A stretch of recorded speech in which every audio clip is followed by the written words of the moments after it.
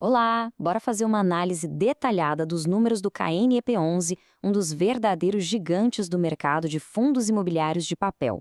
Com o relatório de outubro de 2025 em mãos, o nosso objetivo aqui é um só: usar os dados para entender a fundo a estratégia, os riscos e, claro, o potencial de retorno desse fundo. Vamos começar? Para a gente ter uma ideia da escala, o ponto de partida é esse aqui. Estamos falando de um fundo com um patrimônio líquido de mais de 7,3 bilhões de reais. É um colosso do setor. E esse tamanho todo, claro, traz tanto oportunidades quanto desafios.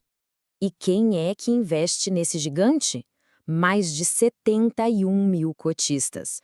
Essa popularidade toda, principalmente entre investidores de varejo, só reforça o quanto é crucial entender exatamente onde esse dinheiro está aplicado.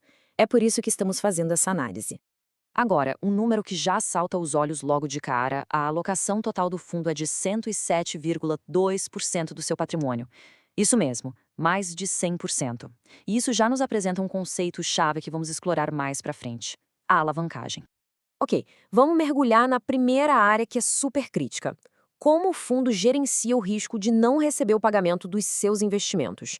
Afinal, a qualidade da carteira de crédito é a alma de um fundo de papel. A pergunta que todo investidor tem na cabeça é essa, né? Qual a fatia da carteira que está com algum problema? É um termômetro direto da saúde dos ativos que o fundo tem. E aqui a gente já encontra um ponto importante. O relatório gerencial não traz um número exato para a inadimplência ou para essa tal de watchlist. Isso não quer dizer que a gente não possa analisar o risco, tá? Significa apenas que precisamos olhar para como ele é gerenciado de uma forma, digamos, proativa. Então, se não temos o dado de inadimplência, para onde a gente olha? A resposta, segundo o próprio relatório, está na principal estratégia do fundo para mitigar risco: as garantias bem robustas que estão por trás de cada operação de crédito.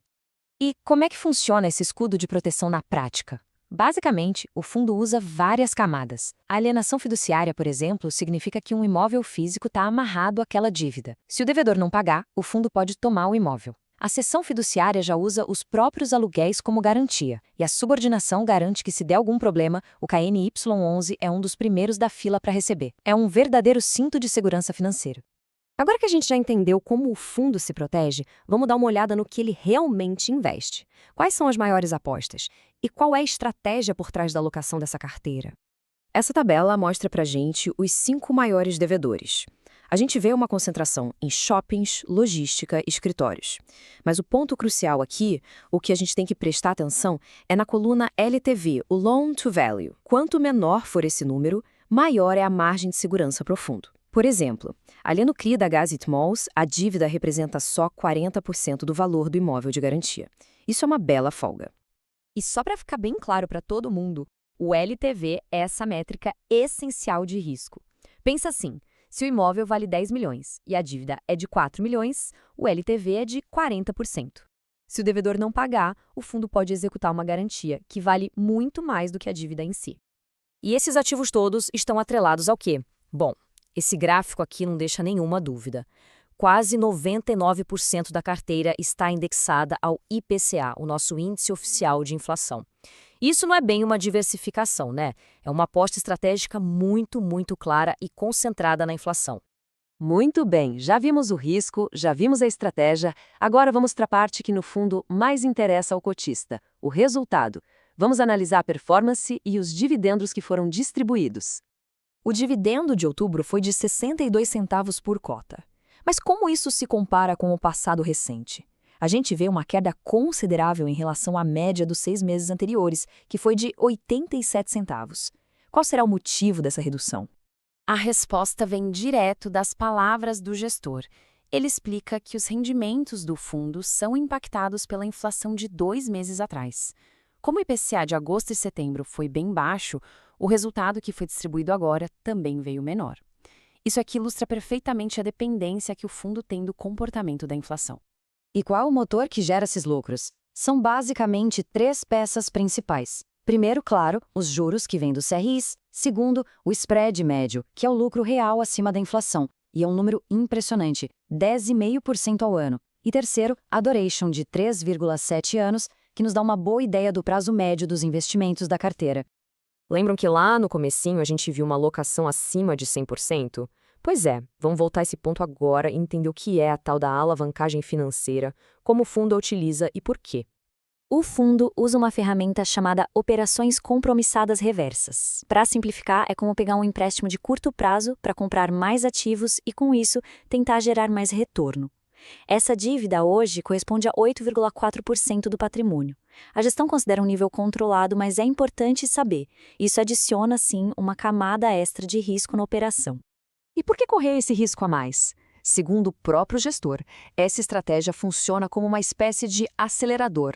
Permite que o fundo seja mais ágil e aproveite oportunidades que, de outra forma, poderiam passar.